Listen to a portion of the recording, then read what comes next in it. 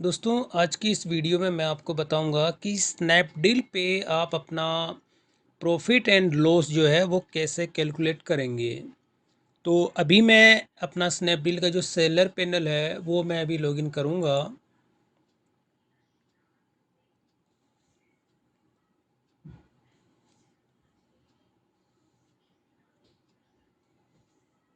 तो ये मेरा अभी जो है स्नैपडील का सेलर पैनल मेरा अभी ओपन है और स्नैपडील पे मैं पिछले 1 साल से जो है अपने प्रोडक्ट सेल कर रहा हूँ और उसी बेस पे जो है मैं आपको अपनी ये एक्सपीरियंस आप लोगों के साथ शेयर करना चाहता हूँ कि स्नैपडील जो होती है उसमें मेरा कैसा एक्सपीरियंस रहा है और इसमें जो रिटर्न का जो रेशो होता है वो कितना रहता है और इसमें आप अपना प्रॉफिट एंड लॉस जो होता है वो आप कैसे इसके अंदर कैलकुलेट करेंगे।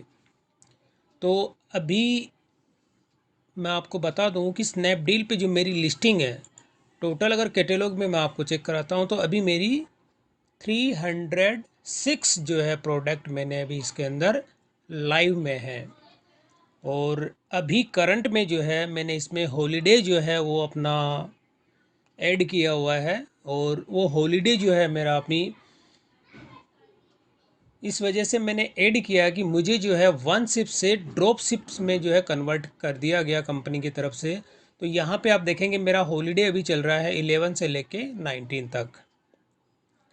तो उसके बाद जो ये हॉलीडे हैं मैंने इसीलिए इसमें ऐड किए कि कुछ मेरे इसमें रिटर्न के जो प्रोडक्ट थे, यानी रिटर्न जो होती है वो मुझे एक्सेप्ट नहीं हुई थी। तो इस वजह से भी जो है मुझे नए ऑर्डर रिसीव हो रहे थे और नए ऑर्डर रिसीव होने के साथ ही रिटर्न भी मेरी जो है बढ़ती जा रही थी, बट रिटर्न जो है मुझे प्रोडक्ट रिसीव नहीं हो रहे थे। तो ये मेरा मेन जो रीज़न था हॉलीडे का कि इसमें जब मैं हॉलीडे अगर मैं अपने इसमें डाल देता हूँ तो कोई नए ऑर्डर जो है मेरे को इसमें रिसीव नहीं होते हैं और मेरे जो जितने भी प्रोडक्ट हैं वो जो स्नैपडील जो साइट है उस पर सोल्ड आउट शो करते हैं, यानी कि किसी कोई भी कस्टमर जो है उसको ऑर्डर प्लेस नहीं कर सकता है। तो ये इसमें जो होता है कि हॉलीडे पीरियड के अंदर मुझे किसी भी तरह का कोई भी नया ऑर्डर अभी रिसीव नहीं होता। तो अब इसके लिए अगर आपको जो है मैं अपना प्रॉफिट एंड लॉस जो कैलकुलेट करवाता हूँ तो इसके लिए स्नैपडील में पेमेंट सेक्शन है, मैं इस पे मैं क्लिक करूँगा। तो ये पेमेंट सेक्शन का ओवरऑल है। तो इस पे अभी मैं ना जाके मैं सीधा आपको ले चलता हूँ अपना प्रीवियस मंथ जो है उसका पूरा का पूरा डाटा आप लोगों के साथ मैं शेयर करूंगा। और मेरी वीडियो के अंदर किसी भी तरह की कोई भी ब्लर जो है मैं अपनी वीडियो को नहीं करता हूं। कंटेंट में जो है पूरे आपको लाइव दिखाता हूं। किसी भी कंटेंट के साथ में मैं किसी भी तरह की कोई भी एडिटिंग इसमें नहीं करता हूं। जो भी है वो आपको मैं लाइव दिखाता हूं और इसमें मेरी वीडियो के अंदर किसी भी तरह की कोई भी एक्स्ट्रा एडिटिंग आपको देखने को नहीं मिलेगी। तो अब मैं क्या करता हूँ, यहाँ पे जो मेरा पेमेंट स्टेटमेंट है मैं इस पे मैं क्लिक करता हूँ। तो ये जो पेमेंट स्टेटमेंट है यहाँ पे जो टोटल यानी कि स्नैपडील जो है हर महीने की 8 तारीख को यहाँ पे आप देखेंगे कि जो पेमेंट स्टेटमेंट जो होता है वो हर महीने, यानी कि अगर आपका पिछले महीने की मैं बात करूं अगस्त का जो मेरा मंथ था उसकी स्टेटमेंट, यानी कि अगस्त के अंदर आपके कितने प्रोडक्ट सेल हुए हैं, यानी कि टोटल आपके कितने ऑर्डर आपको रिसीव हुए हैं और कितने ऑर्डर आपको रिटर्न हुए हैं, यानी कि जो ऑर्डर आपको रिसीव हुए हैं उनका मार्जिन आपका कितना है और कितने ऑर्डर आपको रिटर्न हुए हैं, उन सब की समरी ये जनरेट करता है हर एक महीने की 8 तारीख को। तो यहाँ पर मैं अब और आपको दिखा देता हूँ कि ये मेरी टोटल जो समरी है, मैं इसमें सेकंड पेज आपको दिखा देता हूँ। ये सितंबर 2020 से जो है मैं स्नैपडील के साथ में जुड़ा हुआ हूँ और तब से मेरी जो ये स्टेटमेंट जनरेट होती आ रही है कंटिन्यू। तो अब मैं जो है आपको अगर स्टार्टिंग की बात बताता हूँ कि जैसे स्टार्टिंग के अंदर मेरा सितंबर 2020 जो था, अब इसका मैं एक स्टेटमेंट आपको डाउनलोड करता हूँ। ये मेरी स्टार्टिंग की, यानी कि जब मैंने स्नैपडील पे अपना प्रोडक्ट सेल करना स्टार्ट किया उस वक्त की ये समरी है।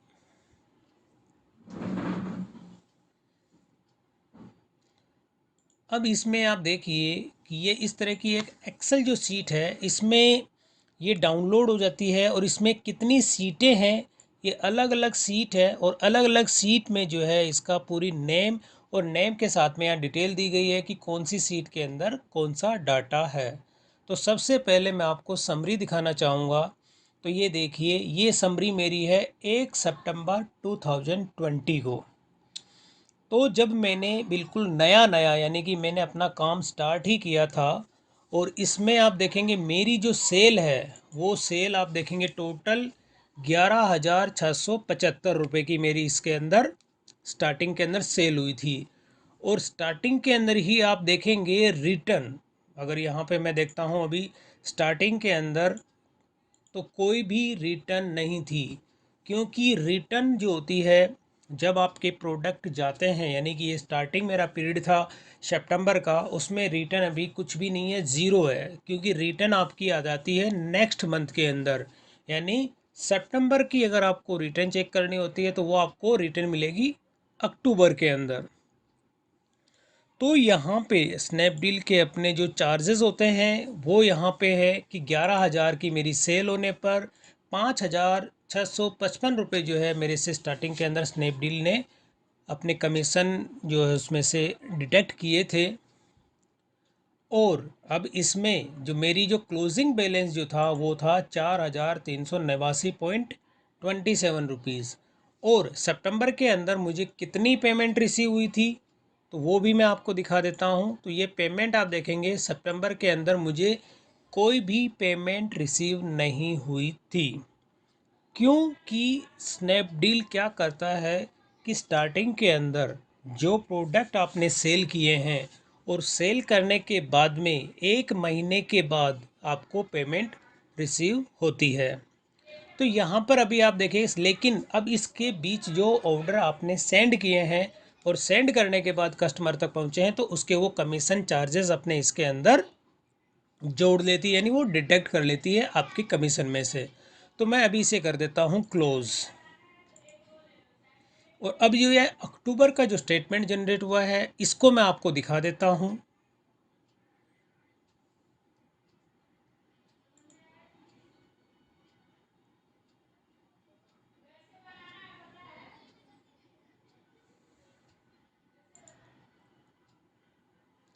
अब अक्टूबर के अंदर मैं अगर समरी देखता हूँ तो ये देखिए, अब यहाँ पे अक्टूबर के अंदर मेरी जो सेल हुई थी 16,360 रुपये जो है वो मेरी सेल हुई थी। अब 16,000 में से देखेंगे रिटर्न यहाँ पे मेरी हो गई 6,650 रुपये की।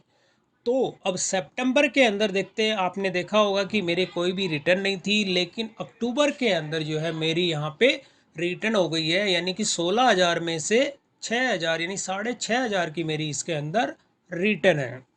और अब इसमें मुझे कितना पेमेंट रिसीव हुआ तो यहाँ पे मैं पेमेंट भी दिखा देता हूँ। अक्टूबर के अंदर जो मुझे पेमेंट रिसीव हुआ 2,689 रुपये।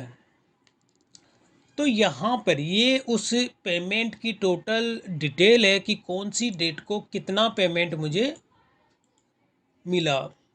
तो ये तो था कि जैसे 16,000 मैंने जो है अभी सेल किया सितंबर के अंदर। आपने देखा होगा कि मेरी जो सेल थी वो 6,000 की सेल थी, और 6,000 के अंदर सेल होने पर मुझे जो पेमेंट यहाँ पे मिला है 2,600 रुपये का जो पेमेंट मुझे रिसीव हुआ है। तो अब मैं सितंबर और अक्टूबर, मैंने ये आपको स्टार्टिंग की दो स्टेटमेंट आपके साथ शेयर की है।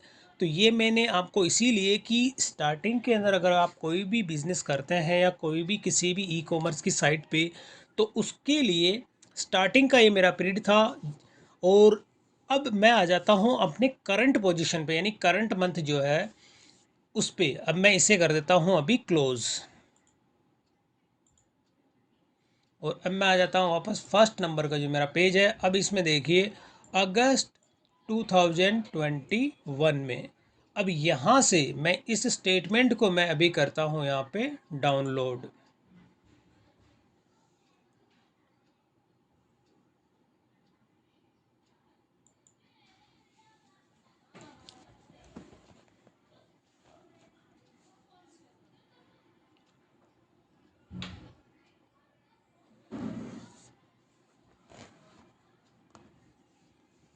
तो अब मैं जो ये अगस्त की मेरी पूरी स्टेटमेंट है इसमें मैं आ जाता हूँ समरी में।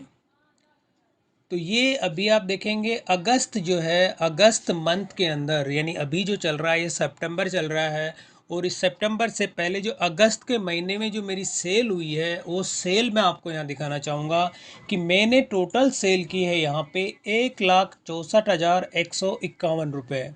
यानी कि ये जो मेरी सेल है ये अभी पिछले महीने यानी अगस्त के महीने की मेरी जो ये टोटल सेल हुई है 1,64,151 रुपये की। अब इसमें आप देखेंगे रिटर्न, जो ये रिटर्न का जो ग्राफ है, अब इसमें मेरे को रिटर्न जो रिसीव होती है वो मुझे रिसीव हुई है 55,366 रुपये की। तो 1,64,000 जो है मेरी सेल है और रिटर्न मेरी हो जाती है 55,366 रुपये की।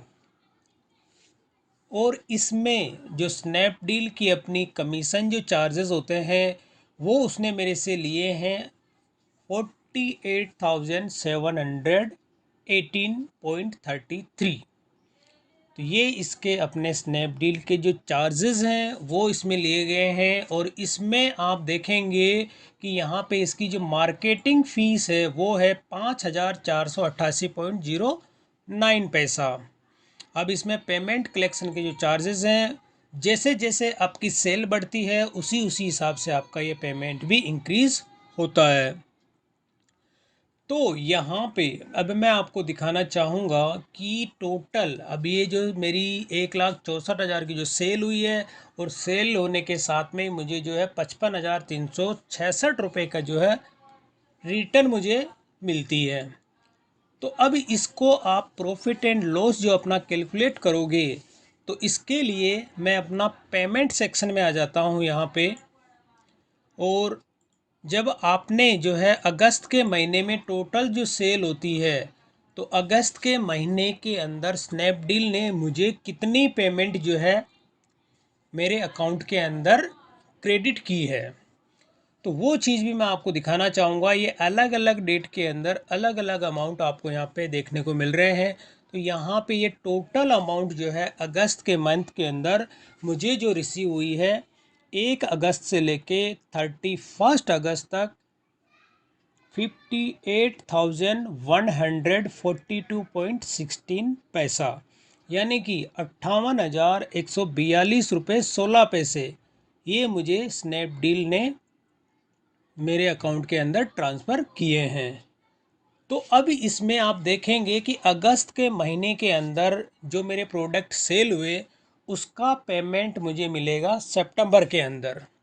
तो जो अगस्त का जो मुझे ये अमाउंट मिला है ये जुलाई यानी कि जुलाई मंथ के अंदर जितने मैंने प्रोडक्ट सेल किए हैं उसका पेमेंट मुझे इसके अंदर रिसीव हुआ है। अब आपको क्या करना है, आपके जितने भी ऑर्डर हैं उन सब की आपको डिटेल यहाँ फाइंड आउट करनी है कि आपके टोटल अगस्त के मंथ के अंदर कितने ऑर्डर आपको मिले हैं और उन ऑर्डर के क्या क्या चार्जेस हैं, उसमें आपका जीएसटी कितने परसेंट लगा है और टीसीएस जो होता है आपका उसके अंदर कितना आपको लगा है। तो इसके लिए यहाँ पे जो है कमीशन एंड अदर चार्जेस, इस सीट पे आप क्लिक करेंगे तो ये जो पूरी सीट है ये टोटल यानी कि अगस्त के मंथ के अंदर आपको कितने ऑर्डर रिसीव हुए हैं। तो मैं आपको दिखा देता हूँ कि अगस्त मंथ के अंदर मुझे जो ऑर्डर रिसीव हुए हैं वो कितने ऑर्डर रिसीव हुए हैं। अब मैं यहाँ से इसको करता हूँ स्क्रॉल डाउन।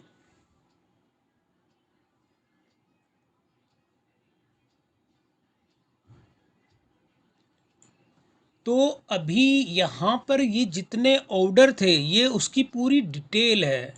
डिटेल से मीनिंग ये है कि इसके अंदर जो टोटल एंट्रीज़ हैं तो वो सारी की सारी एंट्री है इसके अंदर। आपका टीसीएस भी है और जो ऑर्डर रिटर्न आए हैं प्लस जो कोरियर जो चार्जेस होते हैं उनकी भी डिटेल इसके अंदर है। तो टोटल अगर एंट्री की मैं इसके अंदर बात करूं तो इसके अंदर एंट्री 1000 से अबव की जो एंट्री है वो इसके अंदर है।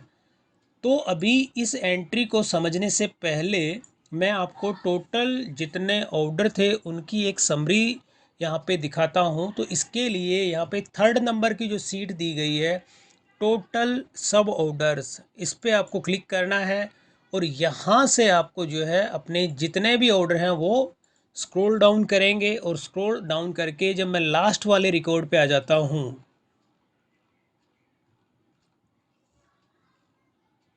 तो ये देखिए यहाँ पे मेरा लास्ट नंबर का है 377।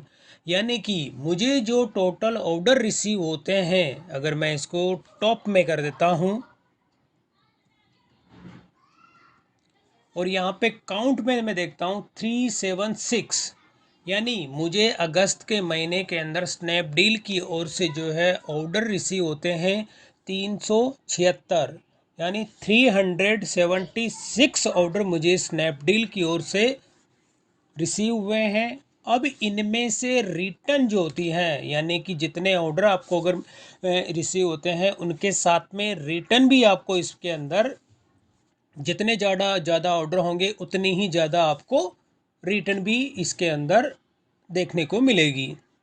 तो अब मैं आ जाता हूँ रिटर्न पे। यानी कि अभी आप देखेंगे टोटल मुझे ऑर्डर जो रिसीव होते हैं 376 और रिटर्न जो है इसमें जब ये रिटर्न पे आप क्लिक करेंगे यहाँ पे और रिटर्न के जो ऑर्डर हैं उनकी भी मैं आपको दिखा देता हूँ।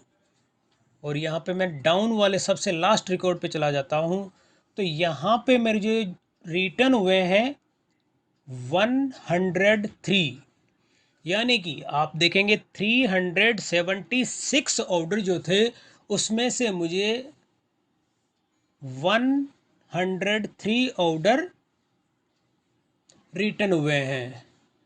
तो यहाँ पे अगर मैं समरी निकालता हूँ जो मेरे 103 ये मेरे रिटर्न ऑर्डर हैं और 376 ये मेरे टोटल ऑर्डर हैं। अगर मैं इसमें से इसको माइनस कर देता हूँ 376 माइनस 103 तो टोटल मेरे ऑर्डर निकल के जाते हैं 273। यानी कि कस्टमर को जो है सक्सेसफुली ऑर्डर रिसीव हुए हैं 273। तो 273 ऑर्डर मेरे अगस्त के अंदर कस्टमर को डिलीवर्ड हो गए। तो अब मैं वापस आ जाता हूँ अपनी समरी वाली सीट पे। तो यहाँ पर अब आपको जो है अपना प्रॉफिट कैलकुलेट करना है। तो प्रॉफिट कैलकुलेट करने के लिए मैं आपको यही बताऊंगा कि यहाँ पे आप अपना जो है टोटल सेल और सेल जो है उसमें से ये रिटर्न जो है वो आपको माइनस करनी है। तो ये प्लस माइनस सारी कैलकुलेशन करने के बाद में आपका जो अमाउंट निकल के आता है यहाँ पे टोटल जो होता है ये 69,027। तो यहाँ पे ये समरी स्नैपडील की ओर से आपको दी जाती है और इसी बेस पे आप अपने एक एक ऑर्डर की डिटेल अपनी इस सीट के अंदर चेक कर सकते हैं कि कौन सा ऑर्डर आपको रिटर्न हुआ है तो कौन सा ऑर्डर हुआ है और उसमें आपके चार्जेस लगे हैं तो कितने चार्जेस लगे हैं और रिटर्न किस वजह से हुआ है। यानी कोरियर रिटर्न है या बायर रिटर्न है। अगर कोरियर रिटर्न कोई प्रोडक्ट आपका होता है तो उसमें आपको वन वे का जो चार्ज है कोई वो लॉजिस्टिक कॉस्ट होती है वो आपसे ली जाती है। अगर बायर रिटर्न करता है तो दोनों तरफ के जो चार्जेस हैं वो आपसे लिए जाते हैं। वो चाहे कोई सी भी आप ई कॉमर्स की साइट यूज़ करेंगे। स्नैपडील के अलावा अगर आप फ्लिपकार्ट अमेज़ॉन और मीशो कोई सी भी साइट यूज़ करते हैं तो उसमें भी आपको ये सेम प्रोसेस होता है।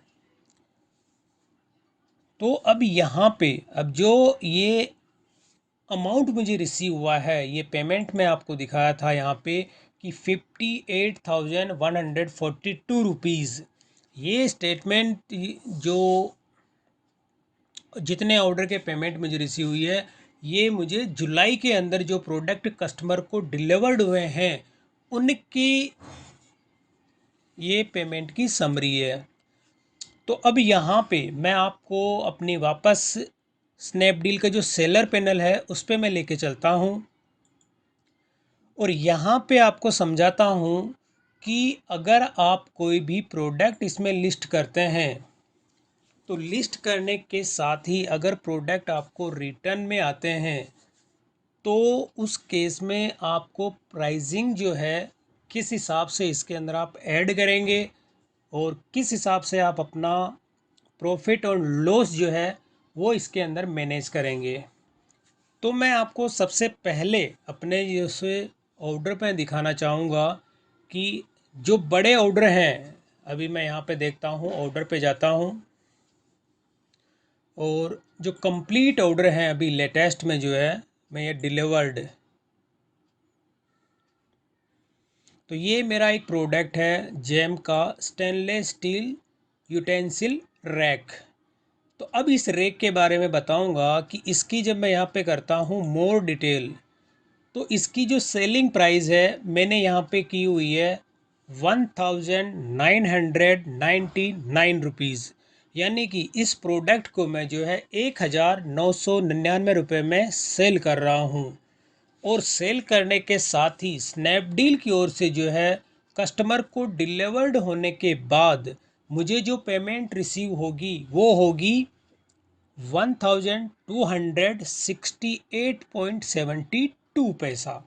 यानी कि मैं जो है किसी भी प्रोडक्ट को अगर ये 2000 का मैं इसको सेल कर रहा हूँ तो स्नैपडील की ओर से मुझे 1200 रुपये जो है इसमें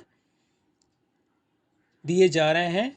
टोटल इसकी लॉजिस्टिक कॉस्ट जो होती है यानी मार्केटिंग फ़ीस वगैरह अपना मार्जिन सारा सब कुछ निकालने के बाद, तो यानी कि स्नैपडील इसके अंदर मेरे पे अगर एक के रेशो निकाले तो 2000 में से 800 रुपये जो है अपना वो कमीशन मुझे इसमें से डिडक्ट कर रही है। तो अब यदि मान के चलिए अगर ये जो रैक है अगर मैं इसको बल्क में लेता हूँ या कहीं से भी मैं परचेज़ कर रहा हूँ तो इसकी कॉस्टिंग निकल के आती है 600 से 700 रुपये। तो मैं इस प्रोडक्ट को जो है 3 गुना रेट, यानी मैं आपको यही कहूँगा कि अगर आप ई कॉमर्स साइट पे कोई भी प्रोडक्ट आप ऐड करते हैं तो उस ऐड करने के साथ ही जो आपकी एक्चुअल कॉस्ट है यानी कि आप जो प्रोडक्ट कहीं से भी आप परचेज़ करते हैं तो उस प्राइस का 3 गुना, यानी कि अगर आप कोई 100 रुपीज़ के अंदर कोई प्रोडक्ट परचेज़ करते हैं तो वो प्रोडक्ट आपका सेल होना चाहिए 300 के अंदर। अगर वो 300 में सेल नहीं होता है, अगर आप उस प्रोडक्ट की कॉस्ट को अगर रखेंगे 200 तो उस केस में आपका लॉस होगा। इस चीज़ में आपको हमेशा माइंड में रखनी है। तो अब ये 100 रुपये का कोई अगर आप प्रोडक्ट परचेज करते हैं, अगर उसको 300 में आप सेल करते हैं किसी भी साइट पे, तब जाके आपको अप्रॉक्स 100 रुपीज़, मैं नहीं कहता पूरे मिलेंगे, लेकिन 80 से 90 रुपये आपको उसके अंदर आपका मार्जिन निकल के आ जाएगा। तो यहाँ पे आपको हमेशा बस ये माइंड में रखना है कि कोई भी प्रोडक्ट आप अगर लेते हैं तो उसकी 3 गुना प्राइस आपको, सेलिंग जो प्राइस आपकी है वो 3 गुना आपकी उसकी रहनी चाहिए, तब आपको अपना इसके अंदर अच्छा खासा प्रॉफिट नहीं होगा लेकिन आपकी रिटर्न उसके अंदर कवर हो जाएगी।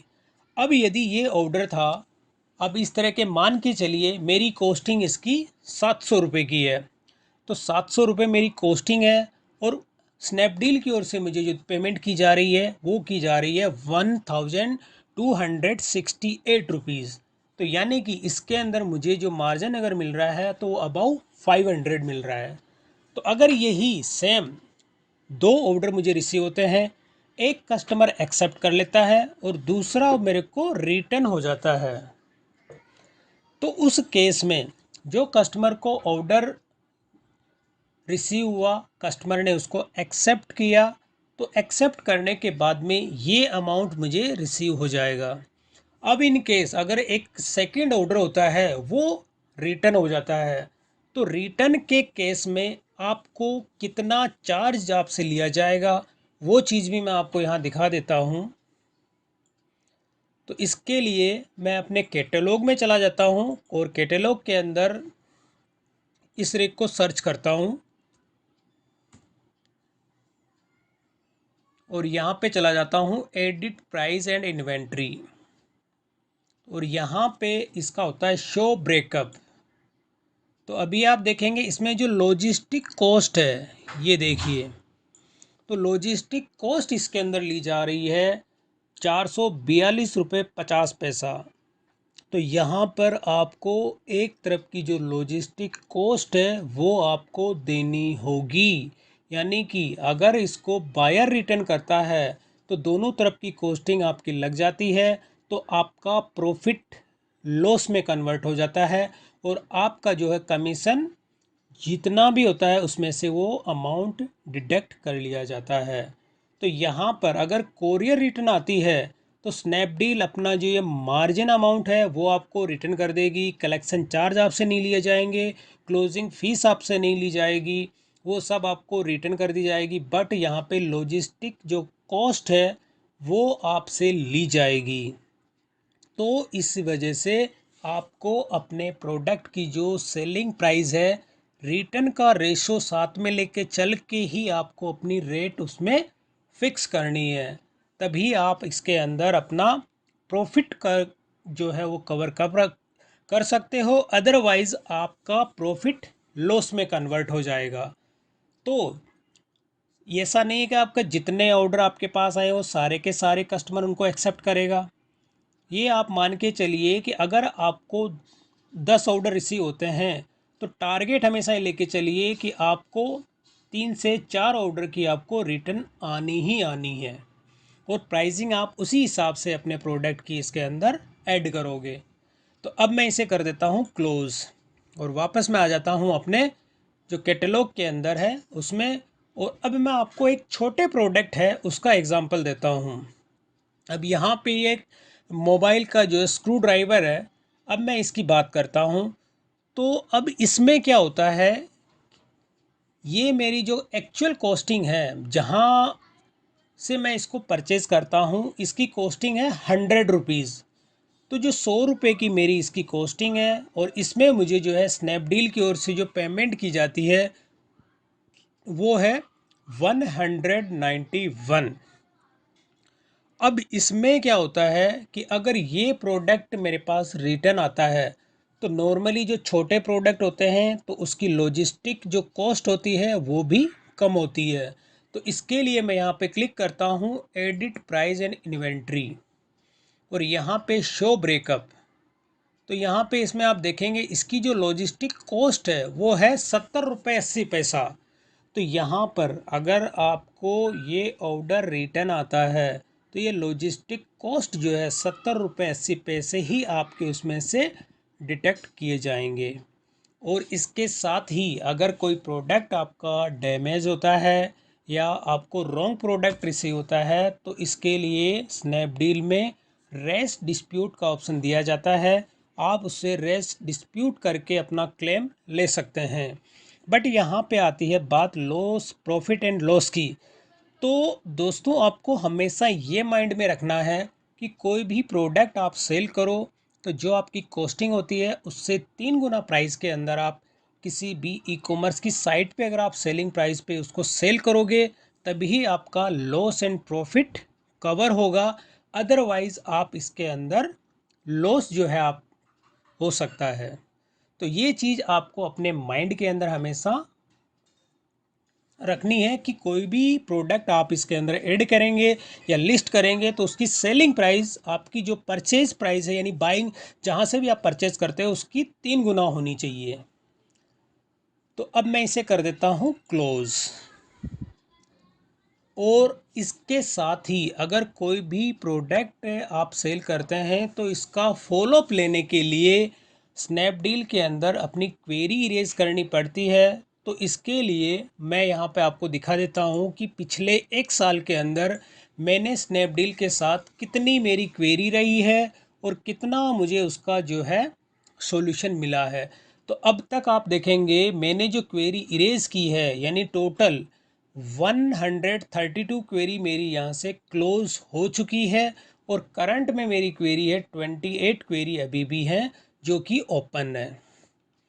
तो इस तरह से आपको अपना फॉलोअप जो है कंटिन्यू लेना होता है। और इसके साथ ही कोई प्रोडक्ट आपको जो है रॉन्ग प्रोडक्ट रिसीव होता है, कोई डैमेज प्रोडक्ट रिसीव होता है, या कोई रिसीव नहीं होता है, तो इस तरह की काफ़ी प्रॉब्लम्स जो होती हैं वो सब आपको इसके अंदर देखने को मिलेगी, और उसी का आपको फॉलोअप लेना होता है। और उसके जो रेस डिस्प्यूट आप करते हैं, डॉक्यूमेंट्स और पिक्चर्स और वीडियो आपको इनके साथ शेयर करनी होती है। तो यहाँ पे मैंने आपको इस वीडियो में केवल यही बताया कि आप स्नैपडील के अंदर अपना लॉस एंड प्रॉफिट कैसे कैलकुलेट करेंगे। तो दोस्तों, अगर वीडियो पसंद आई तो इसे लाइक और शेयर ज़रूर करें, और मेरे चैनल को सब्सक्राइब करना ना भूलें।